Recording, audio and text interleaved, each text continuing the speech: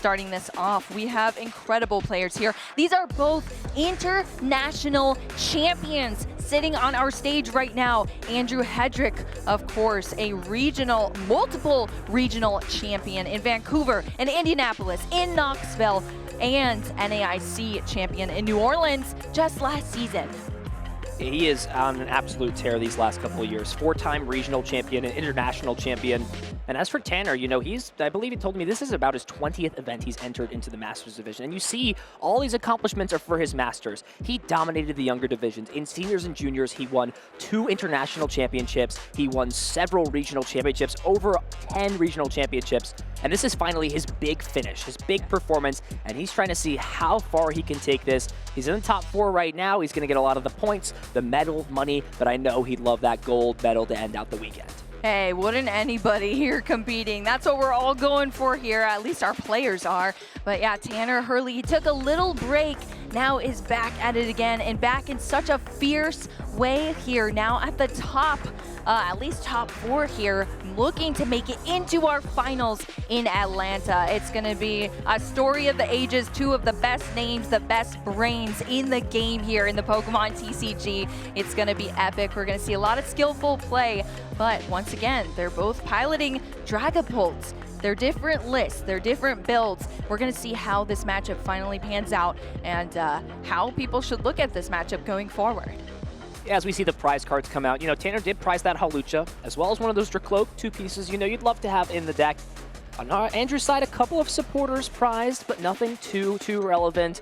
I think we're going to have a great game here, but we've got 2 excellent competitors, 2 well-defined decks, especially this early into a meta game, and a lot of interesting dynamics. They're all going to be on display here in the second top 4 match. Oh my gosh, we're about to get into this top 4 here in Atlanta. It's gonna be epic. Make sure you buckle in because we're gonna have a show for you here between these players. We have the fist bump, we're fully set up. Let's jump into this Masters top 4, Ethan. So as we've sort of talked about on the stream several times, going second a big advantage when you're playing 2 decks with Badu, since of course you get not only the ability to play item cards on that first turn, but additionally you get to play that supporter card. You know, get out something like Buddy Buddy Poffin with an Arven. When you're going first, you really got to use items while you can. Ultra Ball, a bit costly here, you know, getting rid of a couple of those supporters, the Professor's Research and the Arven. But it's really just to make sure you understand not only what's in your deck, but to grab some of these Pokemon, potentially even a Dracloak early on, to make sure you can get that Recon Directive online, and from there, start funneling through your deck. You're protecting yourself from this item lock that's going to be coming up right and soon for you. This is usually a weird play, but not in this situation for these players that are going to be facing off against that cute little Badu that's just turning off some of your cards. What a little nuisance there, I'll tell you what.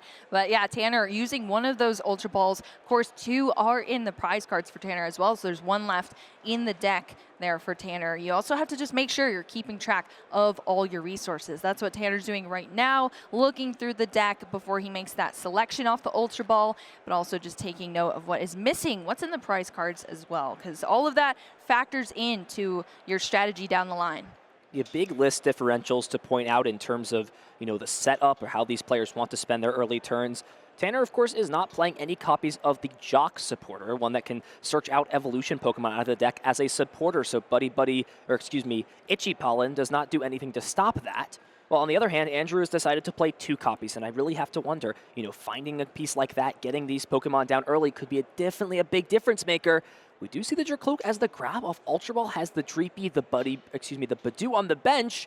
As action goes over to Andrew, already starting that Badu, that's step 1 out of the way. You've got automatic guarantee of Itchy Paw on this turn. The rest of the question is, assuming your opponent's going to do the same thing, how can you now capitalize off playing these Pokemon search items to get your board developed? Right, this time around it's going to be the Ultra Ball for the Blood Moon, Ursaluna, and that Switch card as well for Andrew Hedrick. So we're going to jump into the deck on the left side of the field. You know, we've casted over Dragapult matches all weekend long, and this is how it goes. It starts off nice and slow. You know, they're pinging each other back and forth, locking down the resources, but on the turn of a dime, dime, it just switches, Heggy, and things can get spiced up real quick here. But it's going to be on these players to take those pivotal turns at the exact right moment. And it's also going to come down to what are the late game resources for those players as well. So Andrew looking through the deck here. Let's see what he's able to fix up on the board. Of course, writing down what is in those prize cards to keep track of it as well. Pretty sure we'll see, of course, the priority go to the Dreepy. You got to get those evolved into Dracloak so your deck functions, especially under item lock. Yes. The big question for me here is, how many Duskull does Andrew want to put into play? Dusknoir, such a powerful Pokemon.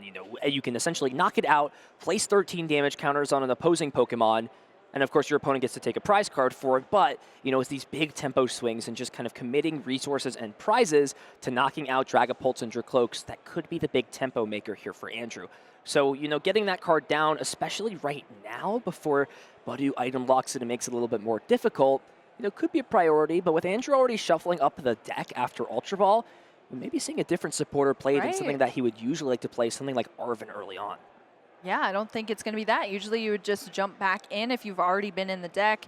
No need to shuffle if you're going to search back out again. So let's see what Andrew has in store for us this turn, kind of hiding behind those cards, that hand just a little bit there, but we'll see in just a second what we have.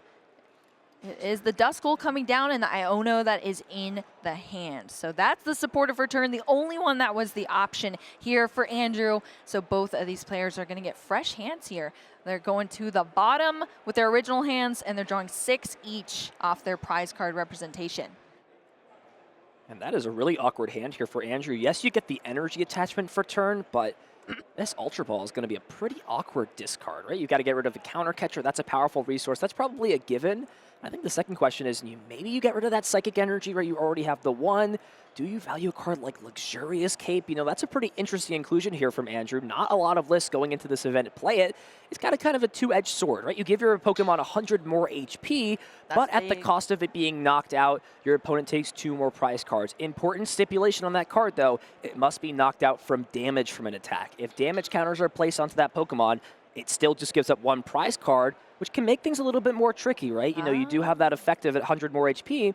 If your opponent tries to knock it out with Phantom Dive, you're going to get full use out of a tool like that. Yeah, you almost force your opponent into different interactions than they usually would take with that interaction of that card, which is pretty cool here. But we see the Budu. It's been activated here. Itchy Pollen is underway for Tanner Hurley. That means none of these item cards in the hand are able to be played. Arven is the supporter here, but we've talked about this before. Arven searches you an item card and a tool card. Only that tool card is actually able to be used here in this instance, but still thinning the items out of your deck, grabbing that unfair stamp for Tanner is very important. They say thinning is winning, Boo, but you're only winning if you're actually doing something else on your turn during this. Very true. And that sort of is the problem right here for Tanner. Yeah, you're going to grab, some of these item cards. The tool card can preserve the energy on the Dreepy so that, it doesn't get discarded off the retreat, rather. But, let's look at the other cards here. Just a couple Counter Catcher, Buddy Poffin, Nest Ball. That's a bunch of items. Those are not glowing green at this point. Yeah, the Buddy with the Charm, but yeah, still just not a lot to back this up. And we know Andrew does have that Dracloak in his hand off of that Ultra Ball. Oh, that is going to be huge here because that's going to start Andrew being able to draw these cards. Get that engine started. Stack these resources into your hand that are going to help you out here. And remember, Andrew Hedrick is the one, obviously, with the Duskull on his side, playing with the Dusknoir line. And, I was talking backstage, Ethan. Let's start a discussion here. On paper, where are you leaning as far as these lists in the mirror match? Do you think the Dusknoir versus no Dusknoir build is favored? I think it really depends on how the early setups go. I would give it more of an advantage to Andrew since he plays Jock in his deck. It's just a better card at dealing with something like item lock. However, on the other hand, it is a little bit difficult to, respect Dusknoir early on in the game. If your opponent kind of gets off to a fast enough start, Duskull can be a pretty big liability, right? This thing only has 60 HP on the bench. But in general, right, if both players' decks set up, I think that Dusknoir just gives a little bit more power. Yeah, and look at what's happening here. Andrew Hedrick has the Dracloak here. He's furthering his board state. He's recon directing here. and is actually getting some cards in his hand. You know, still unable to play items, of course, but Tanner on the other side is still yet to even get into that evolution. And how are we going to get there is the big question. This has been a story that has played out over the weekend here. You know, when you whiff those couple of cards, couple of turns, it goes downhill real quickly. Unfortunately, we had the energy attachment there for Andrew. We're continuing the Budu on Budu wars here. Wow. Luxurious cape on that Budu. Not only have we seen the bravery charm to beef it up to 80, but then the base HP before any damage. 130 on the Budu. That is wild. You see how important this Pokemon is in this matchup. Yeah, too much pollen for me to handle, Boo, but, you know, we'll leave it up to these players to see. Yeah, just nothing else here from Tanner. It's just going to have to pass the turnover, finds Dragapult EX off the top, and already has boss's orders in hand. So this is a big directive here. If this can find an energy card or a Dusclops, does not find either, and that's actually a pretty big deal here, Boo, because with no way to retreat this Duskull out of the active, right? No energy cards on this thing whatsoever. It's going to be stuck here in the active spot, and with that being the case, that means a missed Itchy Pollen will allow Tanner to now play all of those item cards in his hand and start to set up his board to match what Andrew has. That is not good. You see how quickly things can slip away from you if you don't continue this Budu lock, and if that is potentially what's going to happen here to Andrew, that could be the opportunity Tanner needs to turn this around. Start chucking items down as soon as you're able to play them. Oh my gosh, here we go. Tanner has this opportunity. Let's see what happens here. And top decks, the professor's research did grab the unfair stamp early on, and I do wonder, you know, maybe if it was a little bit of a better use to just grab something more generic like the Ultra Ball, just in case you found a supporter like this, and it's going to make that research probably necessary still, especially with items at his disposal, but a little bit more painful on the heart as that unfair stamp is just so powerful towards the mid to late game. It is. It really is. It's always nice when you have it at your have it disposable to you. We have the 2 Dreepy now from this Buddy Buddy Poffin. This is huge for Tanner to get these Pokemon out onto the field as soon as that Budu slipped away from the active position. Looks like the attachment to the other Dreepy here. You've already got the one powered up, and there's a Professor's Research. Big 7 cards. Come on, are there any Dracloak here? Finds nothing off the Research. Look at that hand. Just a bunch of evolutions that can't be played. Artisan, which does nothing but help your opponent, and no item cards or Dracloaks, is just going to have to use Itchy Pollen again, and Andrew has been given a big opportunity here. It's going to be another big Recon Directive. Do we see the energy card? No, it's just 2 more items. And Andrew, you know, benching this Duskull, it seems like an inconsequential decision at first, but I have to wonder if he had just held off a little bit and waited to bench that till he maybe found the rescue board or at least an energy card, he would have been in a much more dominating position in this game. Yeah, maybe had some more leeway there, a lead in some other sense. Yeah, and now it's just really coming back to bite Andrew here, unfortunately, in this matchup. Maybe we can get some help here. Tanner is playing this Iono.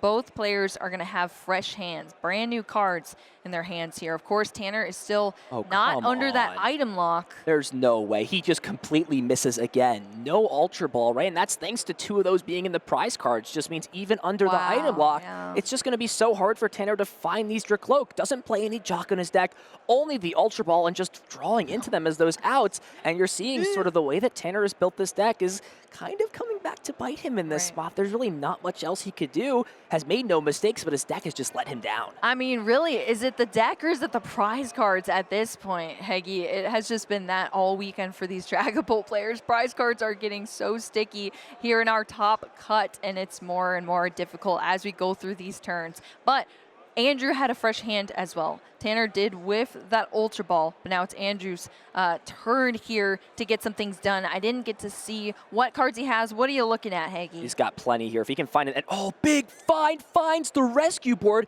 Andrew drew into both boss's orders and the Dragapult EX. So if Andrew wants to, he can wipe out 4 energy cards. All of these Pokemon right here, this entire line can just get completely wiped off the board. Tanner's playing no rare candy, and there's nothing that he can do to stop Andrew from just running away with this game. What a huge find here. We'll see if Andrew decides to get aggressive. Haggy, I'm scared. I'm scared. I feel like you have to at this point. That opportunity opens up for you. It seems too ripe for the taking here for Andrew. We'll have to see. Of course, he's going to play it nice and easy, nice and slow, debating the Jock here in the hands. I feel like you just have to play boss here. You're guaranteed to take 2 prizes. There's no response on your opponent's side. Right. You know, your opponent just discarded their unfair stamp too. I have to wonder here, what is holding Andrew back from wanting to just wipe out both of these Dreepy and not go for this play? Well, right now we're going for the Jacques here. That's going to grab us our evolution Pokemon for Andrew. But yeah, that's the question here. I guess we'll have to see how things go after this play from Andrew. But grabbing that Dusclops, grabbing another Dracloak off the Jacques, that's at least going to further things along here for Andrew. Where do you think he's going with this, Ethan? I think he just understands how far ahead his board at this point is and just doesn't feel rushed. Essentially, you know, when you take this knockout, if you're going to go down to 4 prize cards, there's always the fear, right? You break the item lock, your opponent can maybe counter catcher and Iono you, but I feel like you're even just kind of a little bit more confident in this play than you would be, you know, if your opponent didn't have certain pieces, right? And maybe that is a fear for Andrew. He may not know the exact 60 cards, and he may be scared, right, of something like, I don't know, rare candy, but it doesn't even matter. You're going to wipe all the energy off the board, too. Well, Dusclops now joining the field here, kind of saving that poor little Duskull that was heavily damaged there. Now we're at a total of 60 HP after the 3 damages that were already on the Duskull here. Now we're over to Tanner after that item lock is initiated once again from Andrew's side of the field. Tanner just jumping straight into this Iono. It's a supporter, not an item, so it's going to net some new cards here for both Tanner and Andrew. So we'll build up the hand to 6 for both players. Is there a Dracloak still? I don't think I see it again, Boo. There's oh my gosh. nothing here for him in this hand. Tanner, I'm so sorry. You can create a whole Dreepy army here, but you cannot get through, which is biting at the opponent. It's going to be another Itchy Pollen and more time for Andrew to run away with this game. Yeah, I've never seen so many of those the basics. Dreepies just chilling on the field here. Andrew, of course, starting off with the Recon Directive. It's between the Buddy Poffin and the Arven here. Yeah. He's going to offer that Arven going to the hand. Has the Arven, and this was an excellent draw here for Andrew. Found the 2nd copy of Chalk in the hand. And I think this is probably when Andrew is surely got to be okay just taking knockouts at this point, right? You know your opponent most likely doesn't have rare candy in their deck. You get to take 2 guaranteed prizes, and you get to leave not only the Dusclops in play, but you get to put another Dracloak to guarantee you have some sort of draw. If it's not this, then I feel like Andrew is either just going to keep waiting for another more developed board, but you know, he's the expert here. You know, he's been playing this deck for a while. We'll leave it up to him to see when he's okay to break this item lock and start taking prizes. Yes. I mean, it truly feels as though the patience, that single turn, has paid off a bit here. We see the Jacques bringing in more evolution Pokemon for Andrew, and that's just making it even safer for him to go into this late game here. Another Dracloak off that Recon Directive that was just played off that last Dracloak that was evolved, and now we are just drawing cards all over the place here for Andrew Hedrick. Yeah, and this really makes me wonder, you know, what is he waiting for in this spot? I guess you can maybe go another turn and just chill and do nothing. You now have that energy attachment down, so that shouldn't be much of a concern.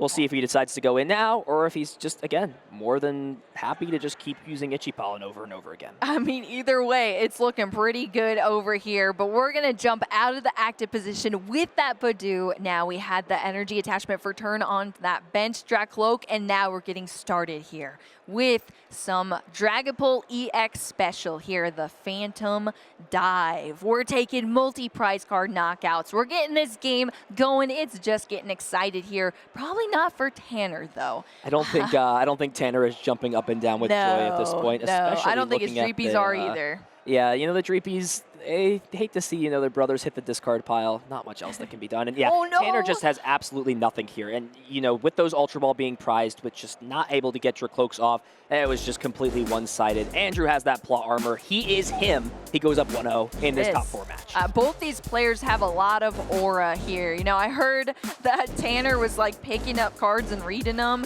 just like picked up this deck, jumped back into Pokemon TCG, and look where he's at now in top 4 here. Of course, standing in his way is Andrew Hedrick that just picked up a game here, so he's going to have to fight back. Unfortunately, the prize cards were against him that time around. We saw this in our last mirror match from Sebastian as well. The lack of the Dracloak is truly the downfall of Dragapult EX. And with Tanner not being able to establish those the entire game, he top decked a switch. That's not going to help him whatsoever. Was just going to scoop it up. We're headed into a game 2 between these players.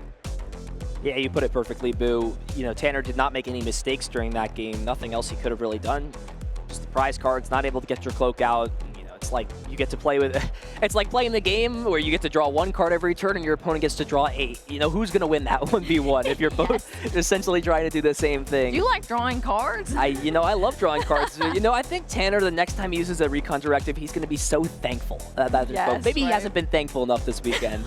That will definitely get him in the spirit. Well, let's see if the tides shift this time around between our players. You know, that's what we saw in our last match we just casted, Heggy. It went one way for one player, and then it went one way for the other one in our game 2, and it brought us all the way to a game 3. That's when it gets the most exciting out here. Of course, both of these players have so much skill, so much experience behind them in the Pokemon TCG. I really don't expect a lot of mistakes here. I expect a lot of very well thought out gameplay. Let's just see what the prize cards have to say about that though, and if that's going to be in our way, Heggy. Can we pull the prize cards up at the same time, please? I want to showcase both of these prizes. Whoa. On Tanner's side, we have both Budu in the prizes and Pheasantipity. And on Andrew's side, we have 2 Dracloaks in the prize cards. Yo, which was worse? I don't even know. I think it's got to be Tanner. You saw how important Budu was in that game. But, jeez, these players are both in for a big surprise, Boo, on their first deck search. The prize cards have been against us all weekend long. Andrew's going to see this right away,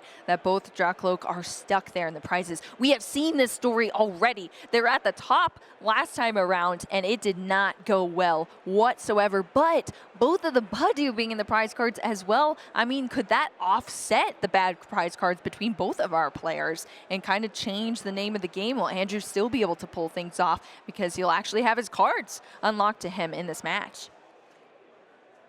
So, of course, Tanner opting to go second. We've seen how advantageous that is in this mirror match specifically.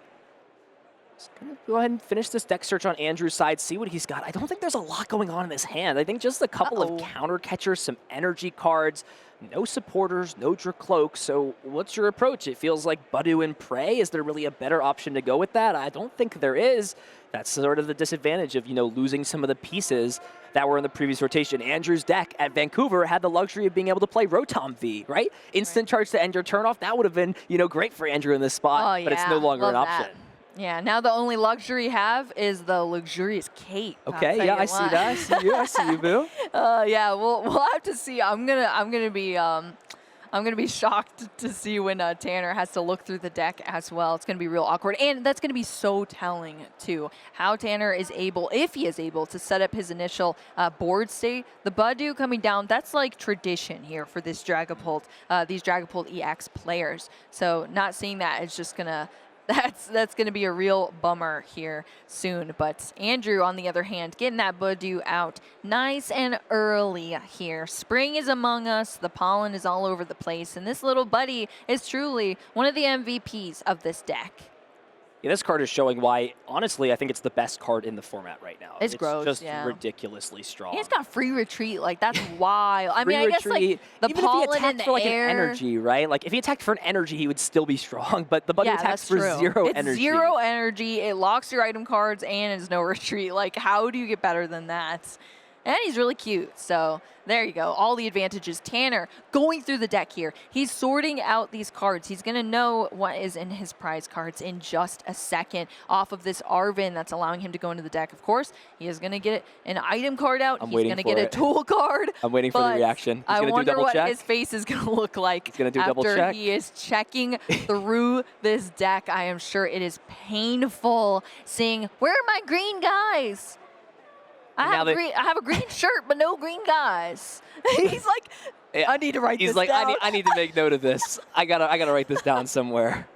Oh my gosh, yeah. So, I mean, the Pheasantipity as well is in the prize cards. We have the Pheasantipity, there's an Ultra Ball, a Nest Ball, and a Buddy Buddy Poffin there for Tanner. So that's a lot of very impactful Pokemon that Tanner is not going to have access to unless he's able to get those prize cards. But we got to get there first. So now the question is, you know, if you're unable to use Budu, what does the rest of your setup look like?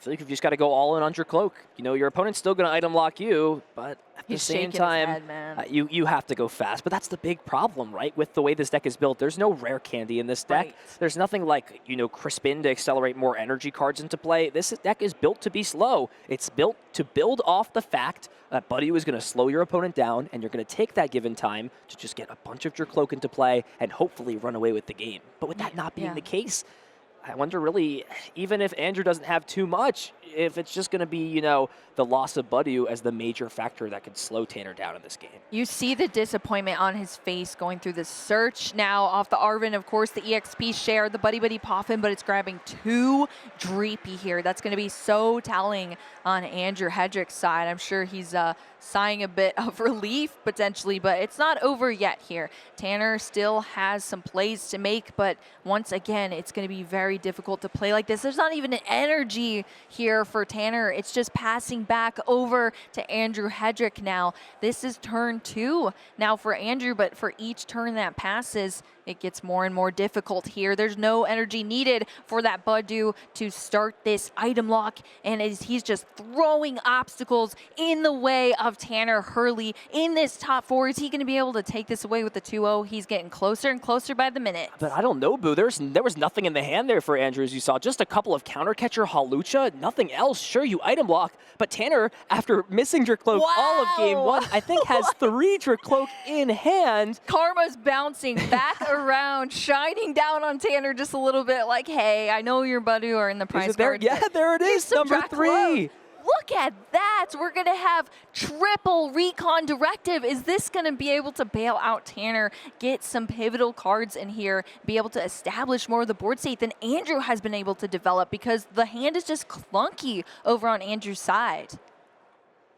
Yeah, we'll see the Luminous Energy be attached, and smart choice here from Tanner. Just wants to make sure nothing gets trapped to pass again. And there's just another in this hand. Gross. 2 Dragapult EX, 2 Counter Catcher Halucha, and Luxurious Cape. Can't do anything with those. Can't do anything at all. It's just going to have to possibly use Itchy Pollen. My gosh. And that's all that he can do. Look at that. The tides are changing here, Heggy. It is back over now to Tanner, and he's being able to go through these triple recon directives once again here. Look at those 2 back-to-back incredible recon directives. First, the Dragapult EX to attack, and second, the Halucha. And Tanner is going to leave Andrew with nothing but a hope and a dream after terrible prizes. It doesn't matter. Tanner's got the fast start he needs, and immediately all the aggression is there. Look at that. Yeah, Halucha flying in with that flying entry there. Double damage counters down. 1 on the Duskull, 1 on the Dreepy here. We have a fully loaded up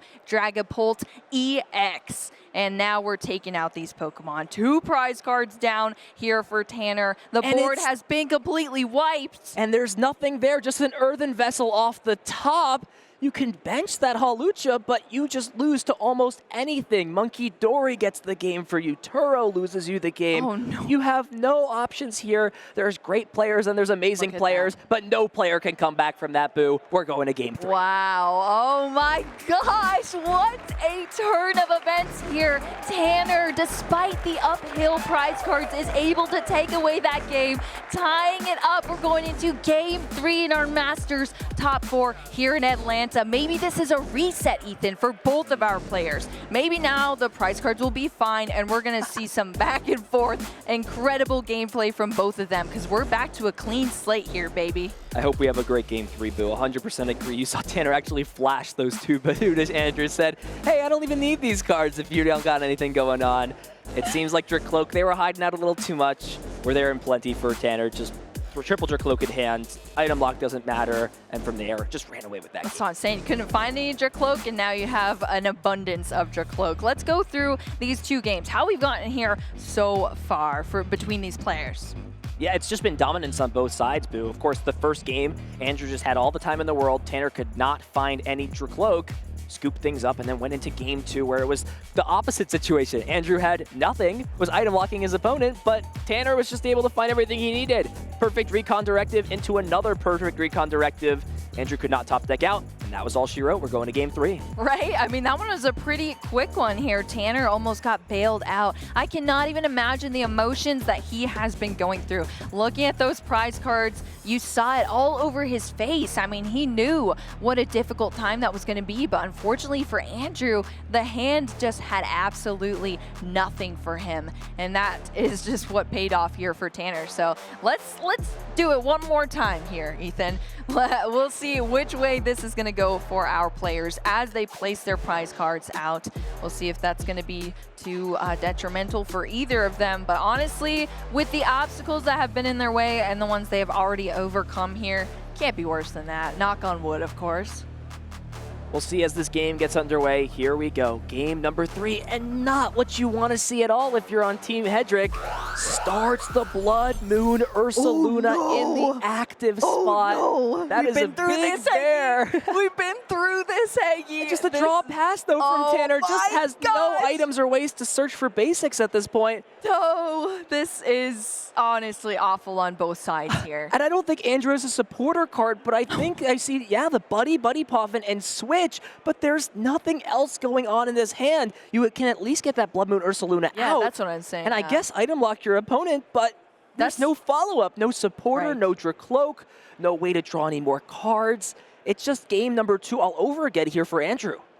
I mean, honestly, seeing how difficult it is to have that Blood Moon Ursaluna start, having a way out of it almost immediately, I feel like is still pretty good. But as we said when this happened before, it's a huge liability for you on Andrew's side of the field. So that's already something that's working against him going into this game 3. Let's take a look at the prize cards. A lot of supporters in there. One of those Jacques, Iono, and Arvin, as well as a couple of Ball Search and a Dreepy. But no double copies of anything, which is kind of what we're looking for here. Looks like we'll have a little bit of a more normal game on Andrew's side. Of course, pending the starting hand and, of course, starting that Blood Moon Ursaluna. We've seen both times, though, today, when players have started the Blood Moon Ursaluna, the switch is in hand to follow. Yeah, if Andrew did not have that piece, it was going to be a lot worse than it at least is at this point. Absolutely. And then on Tanner's side, too, not starting with anything that's super great either. There's not even a card that was played into the discard pile for Tanner Hurley. It's just a Dreepy, a Psychic Energy, and a Dream over on Tanner's side. So Andrew is definitely not counted out in the slightest, but really neither of these players are, because we have seen it go back and forth, and I'm not surprised by anything in these games, Ethan, that is for sure. So and we're only at 45 minutes. Yeah, like, this has been a very fast set. We're just about 30 minutes through the 75 allotted minutes for this situation. So Andrew's going to complete this deck search, think about what he wants to grab. You got to grab Badu. That's almost a given. Of course. And you do have the full Dusknoir line in your hand, but I don't think you can ever afford to grab anything other than Dreepy here. It's just you need to maximize. When you have a hand like this, you need to maximize the total amount of outs you have in your deck to finding options out. Is he really going to grab or not, Haggy? Let's go. Wow. Turning the tables on you. So I guess, I don't know. Pretty much this is sort of, understanding mind games and how hand disruption is going to work in a situation. If you're in Tanner's spot and you see your opponent just not play a supporter card, only play a Buddy Puffin, and not grab Dreepy, you have to assume something's a little bit strange. And with that being the case, maybe this is just Andrew understanding, since I'm not getting hand disrupted and it's not a huge increase to my outs total, I guess, in terms of getting set up, I guess I'll take these first couple of turns to just get a Dusknoir in play and maybe hope the prizes have something for me. It is interesting to note there are a lot of, playable cards in the prize cards. I mean, half of them are supporters, right? You've got the Arvin, the Jacques, and the Iono. And this is maybe what Andrew understands is, okay, I have a lot of really good cards prized.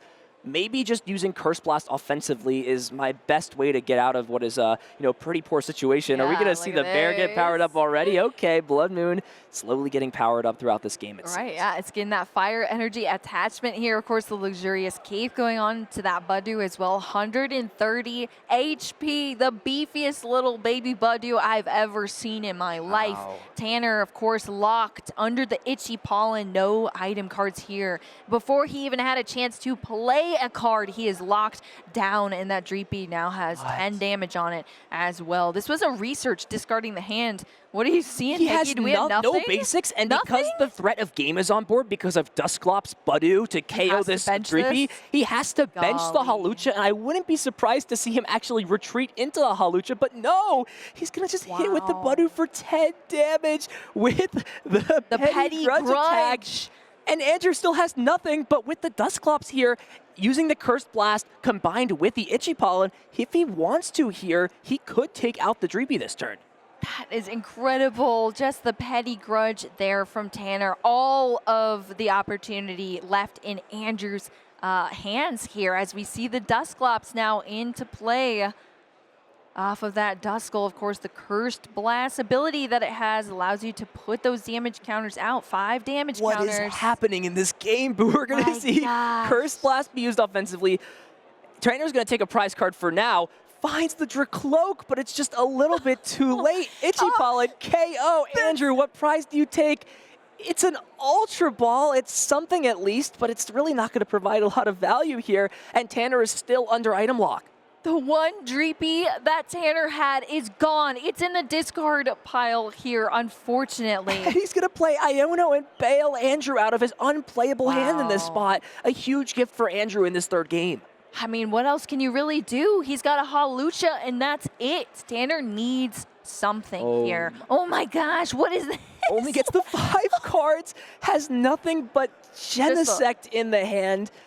I think you're okay to not bench anything this turn. We could see the Hawlucha start to get powered up. Oh my gosh, there is that Luminous energy, and Wing Attack can deal damage. Yeah, that's actually true. But I don't know if there's anything else here, and he's also not using Itchy Pollen, so Andrew not only gets a fresh hand of 5, but can also play item cards this turn as well. Oh, we're going to have a Dreepy now finally coming down on Andrew's side of the field. It's going to start getting lined up with these energy as well. This is off the Iono that happened from Tanner, so now Andrew actually has things he can play here. He's already got the Dracloak in the hand as well. He has his own Iono for a supporter too, but more importantly, he still has this giant Budew still locking Tanner down.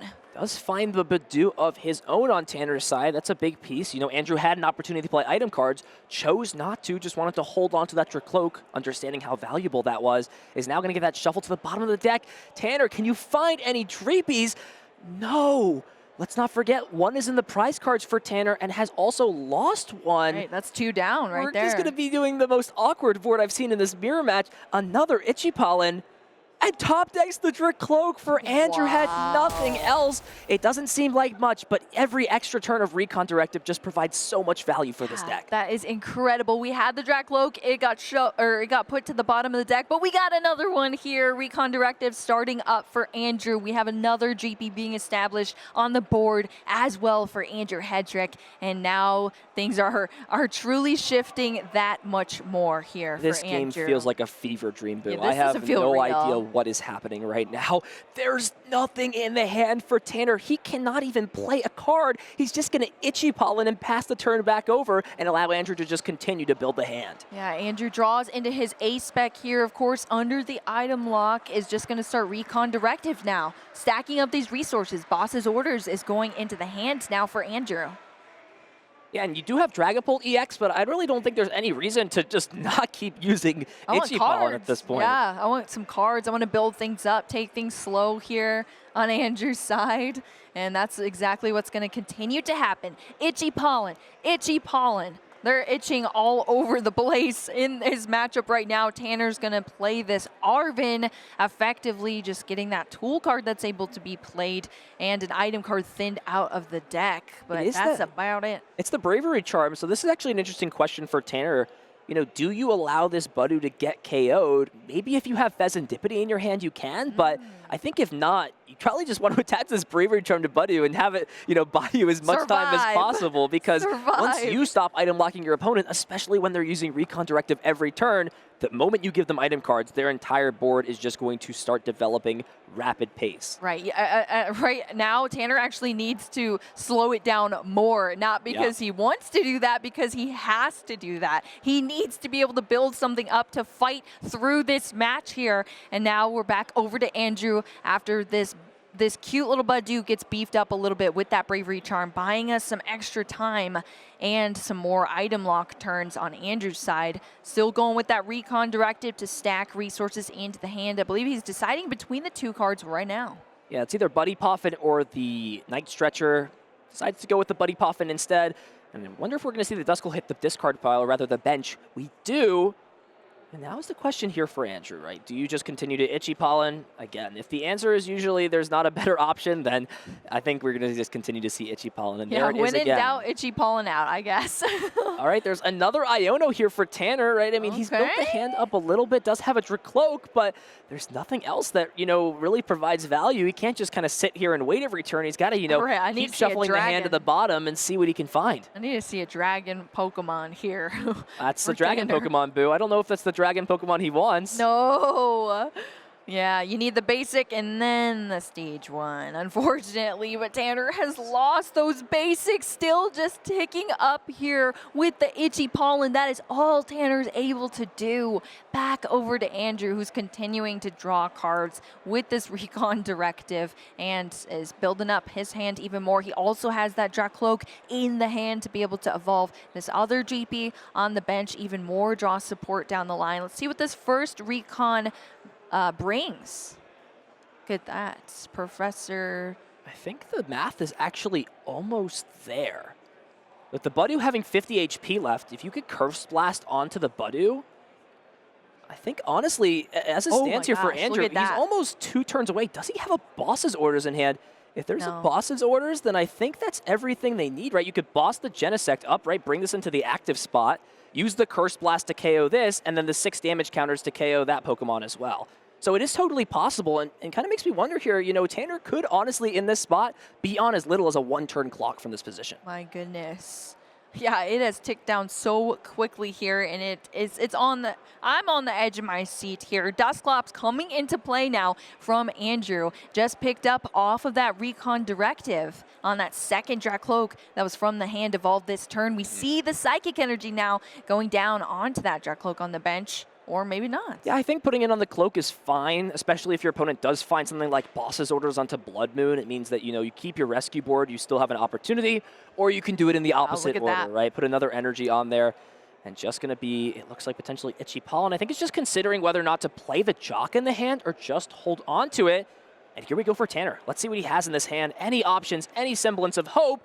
It is an Artisan. Okay. It finally comes That's a basic down. non-rule box Pokemon. If I've ever seen one, Heggy, it's in there. It's eluded us this entire game. Of course, one stuck in the prize cards as well, but now we finally have a Dreepy out on the field from Tanner thanks to this Artisan Stadium shared between players now. But that is the question, Boo. Is it too little, too late? And again, so. you kind of just have to compare both players' boards and just kind of see what's happening. And, as soon as you see just like a bunch of Dracloak just sitting here, it's kind of, and then you look across and this is all there is, just a single Dreepy, you kind of know it's a little bit cooked, unfortunately. Tanner is in danger right now. That is a fact. Dreepy gonna get one of those luminous energy. That's it, just continuing to tick up on this Budew now to 40 HP left. Andrew Hedrick starting off, look at that, 2 energy on that Blood Moon Ursaluna. We have double Recon Directive. We already have a pretty stacked up hand here, and we're netting a rescue board into it as well. The question here for Andrew, what is he looking for in this spot? Are we looking for potentially Boss's Orders, Dragapult itself? Are we waiting to use something like the Jock until we see our 2 cards in our hand? Tell you what, see what supporter he wants to go with in this spot. He could even be potentially trying to find Iono as well, because Curse Blast plus Iono, KO the only Dreepy in play, plus put your opponent down to 4 cards in hand when they're now going to be able to play items, seems like a little bit better than kind of letting them keep what is, not as large of a hand as I thought, but still a hand that they've had a couple of turns with. Yeah, well, he's definitely got some Iono. I feel like Andrew has been drawing so many supporters here, just not the Boss's Orders, but has to debate what he's going to do with them, when he's going to play them. Artisan is going to be starting off Andrew here, able to search through this deck, get a Pokemon of his own out onto the field. So it was unfortunate for Tanner. He needed it to get that Dreepy out to do anything, but it also does help out Andrew Hedrick since it's a shared stadium between them. So Dreepy is joining the field now, and This is just stacking up to look like Tanner's working against the inevitable here, Heggy. And as you said, there's the Jock coming down. Dragapult EX the first choice, and now considering just grabbing the Dusknoir, Andrew can give Tanner another prize card, and if he wants to, leave Tanner with just the Genesect in play. Use the Cursed Blast ability, can KO something like, you know, the Dreepy right here, and then the 6 damage counters goes right on the Hawlucha, knocking out the active spot and leaving with just the Genesect in play when you know your opponent is already down a few Dreepy. Oh, that would be brutal here to see, but you know, Andrew Hedrick is going to pull out all the stops here. Cursed Blast, that Dreepy that had only been with us for, what, 1 turn is now in the discard pile. It's gone here for Tanner Hurley, but Andrew Hedrick is not done here. Tanner, of course, taking a prize card because of that Dusknoir knockout on Andrew's side, but that is what you want to see for Andrew, because you want to take out that one semblance of a setup that Tanner almost had, and now you're responding with your Dragapult EX. It is fully charged up here on Andrew's side, and it is about to start taking names. Knockout on the Budew, knockout on the Hawlucha. This is just too much, Heggy. 2 prize cards left for Andrew Hedrick in this game 3. Yeah, Andrew can taste victory at this point. He is a Hawlucha away from being able to knock out any Dreepies that hit the field, and Tanner needs to establish Dragapult EX if he wants a chance. No rare candies in his deck. This is a slow approach, and he is getting ran over in this 3rd game. Nothing he can do, no semblance of Dreepies, and his back against the wall. What can he do in this spot? He'll finally get to play items and check the deck. He can draw some cards here, maybe get some Pokemon. I'm not sure it's going to be enough at this point. He's got a huge hill to climb, especially against a seasoned player like Andrew.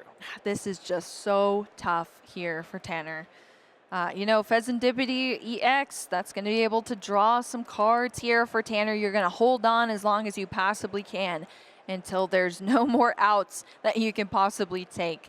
But Tanner, bringing out that Pheasantipity, maybe the heaviest weighted flip the script we have ever seen. If this somehow actually flips the script, I would be amazed here, Heike. Let's see what we get off these 3 cards thanks to a knockout in the last turn.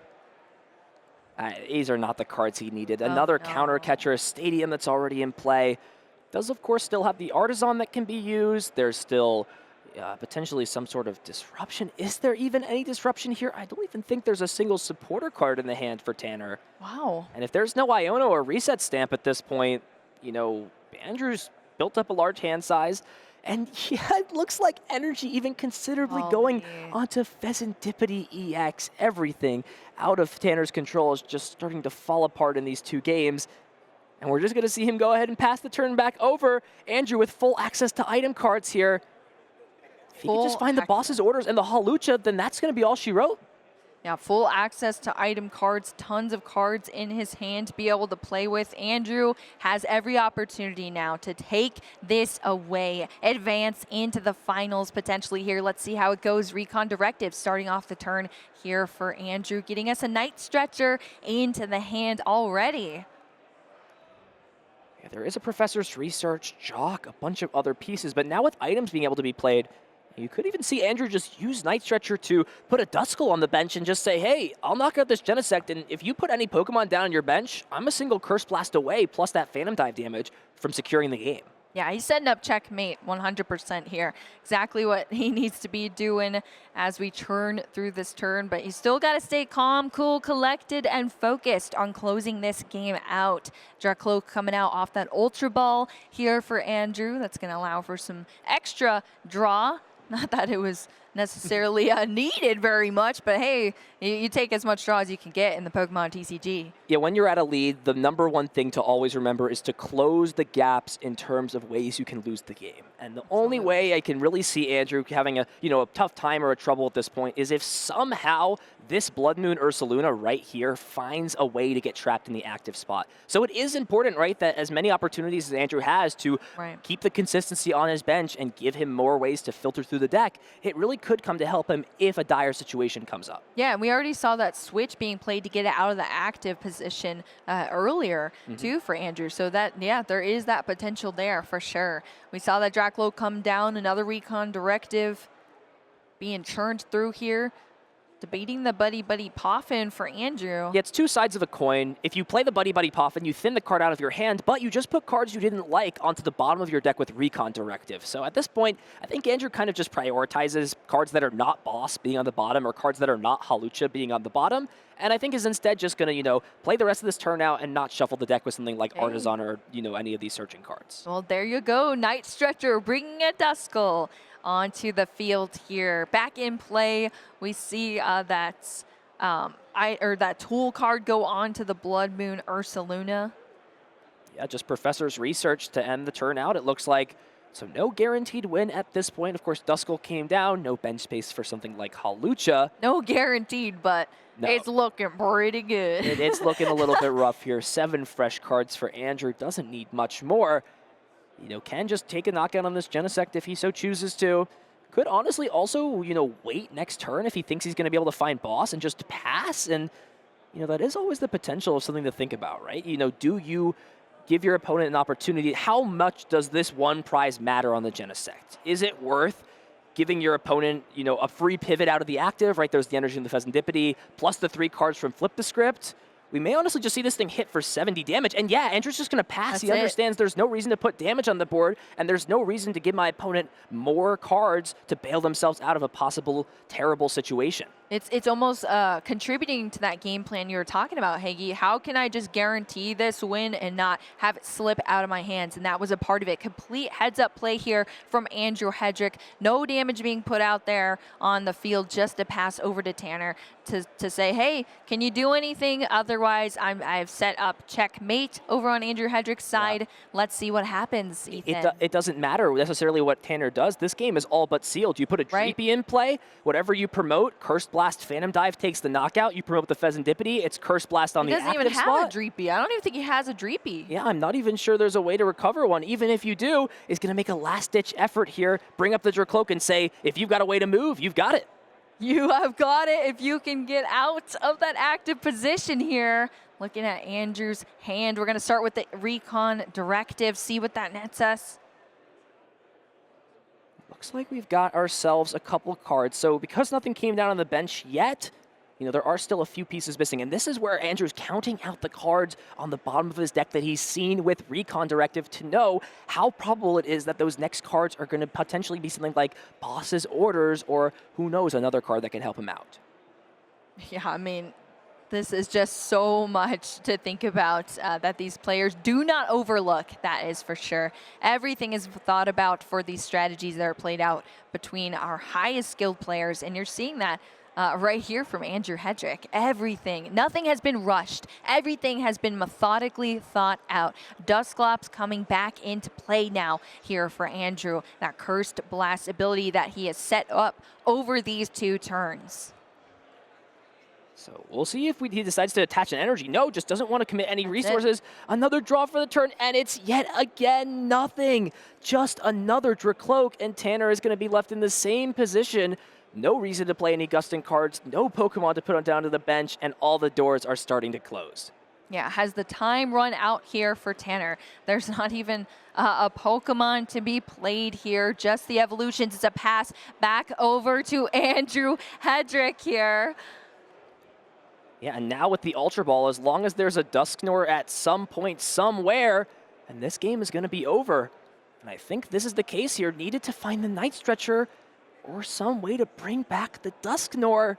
Unless we're missing something here, right? You know, we could go ahead and see that. Yeah, there's multiple ways, right? You can go ahead and use Blood Moon. That can take the KO. There's multiple options, and I think everything's here because of that Dusknoir being in the active spot. Dusknoir coming into play here. That's going to take out that Genesect now. It's being wiped off the field. Just 1 prize card left to take here for Andrew Hedrick. We see the Blood Moon Ursaluna come into play here. That's Blood Moon for the 240 damage, knocking out that last Pokemon there for Tanner Hurley. And Andrew Hedrick is advancing into the finals here in Atlanta.